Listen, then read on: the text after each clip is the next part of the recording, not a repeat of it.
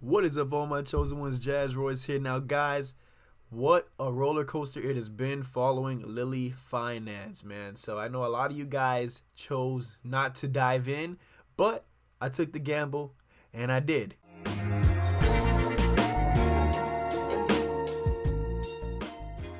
Alright, so before we begin, guys, please hit the thumbs up, hit the notification bell, and the subscribe button. Leave a comment if you will as well. I appreciate that, guys, so we can continue getting this content flowing out there in the algorithm. So, guys, let's recap on the fiasco that went on with Lilly, man. I'm not going to take too long. I'm just going to get straight to the point. Alright, so this is my perspective.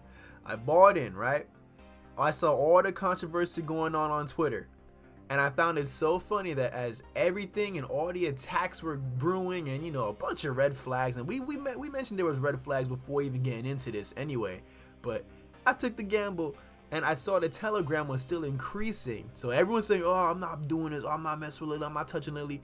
I'm in the Telegram watching it grow to like 6,000 people. I'm like, yeah, okay, they did. Some of these people, man, they talking like this, but then they finna go ahead and then still put money in because they know it's a quick money grab.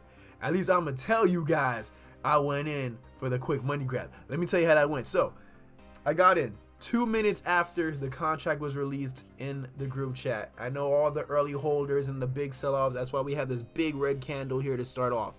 It was a disaster, man. I got in, right? And listen, I caught the pump. I caught it right before the pump. I'm gonna zoom in.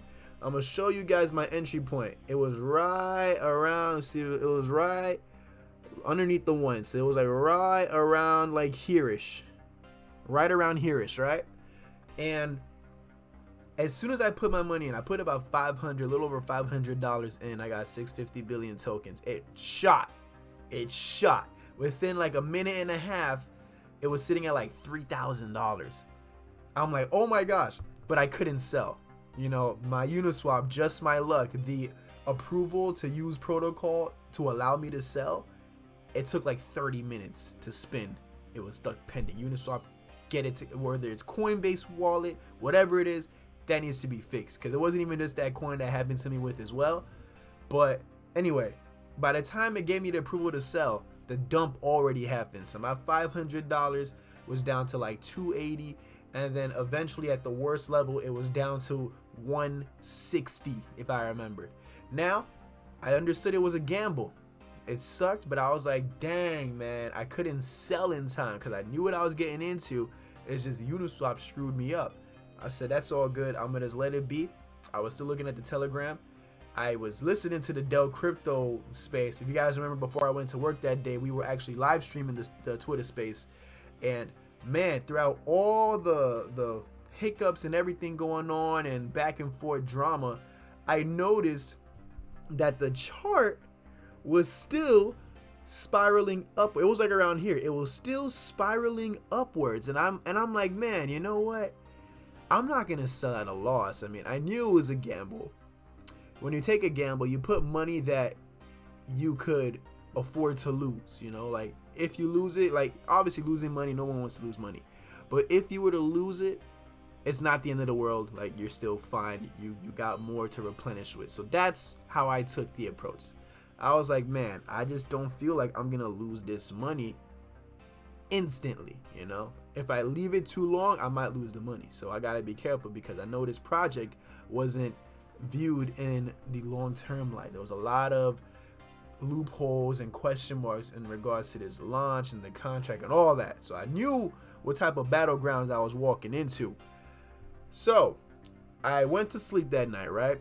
Fast forward. It was worth about $390. So I was still down about like 100 something bucks. I'm like, okay, not bad. I woke up the next day. Now I'm up $100 in profits. I'm like, oh man, I'm gonna sell right now. Well, I thought about it. I'm like, you know what? It's still on an uptrend. I see a lot of buys coming in on the Telegram. Maybe I can try and milk the situation and see if I can stick around longer to not only make my investment back, which I already made, but let's see if I can make my gas fees back as well. So I went back to sleep. I woke up an hour and a half later, and now the 500 is now sitting at 800.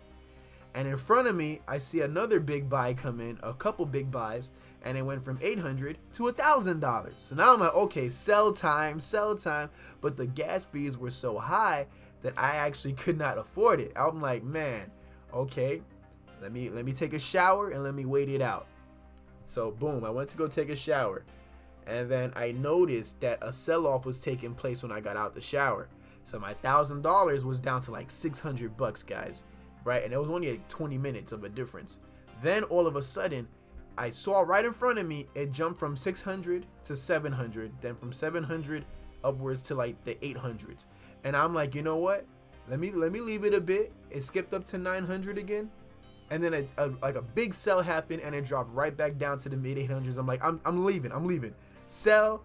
The gas fees was cheap. It was about $100 to get out. I'm like, I'm cool with that. I made my profits back, made my fees back, and got a little more to spare so I could diversify. And I made a clean getaway, guys. Here's the con. Okay, the con is that, okay, although I got away clean, I secured myself. I didn't take a loss from Lilly, actually a small gain. I noticed that a few hours later, it pumped so high where it broke the twos that if I would have left my money in there, instead of pulling out an $800 profit or $830 profit, it would have been just over $1,700, $1,800 just if I left it there for a few more hours. So it was just a classic example of a pure gamble.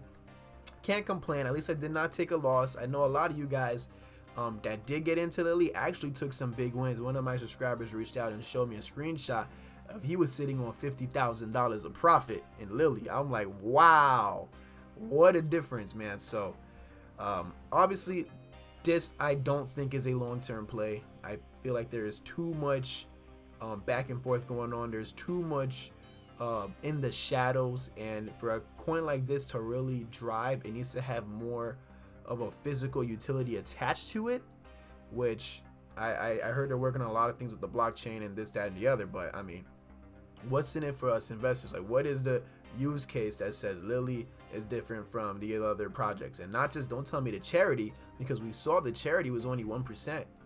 You know, and sure, charity is a nice way to grab people's attention, but after a while, that's gonna get old. It's gonna be like, okay, what else? What else? Because at this point, it's just a community putting their money together to drive the price up. That's the utility that Lilly has. It's just simply a way to drive the price up.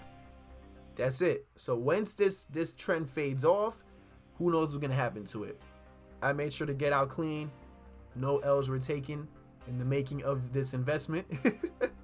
And I hope the same for you guys. So with that being said, guys, oh wait, I almost ended it without saying, guys, I have a special announcement, and I said I was gonna do it on my next live stream.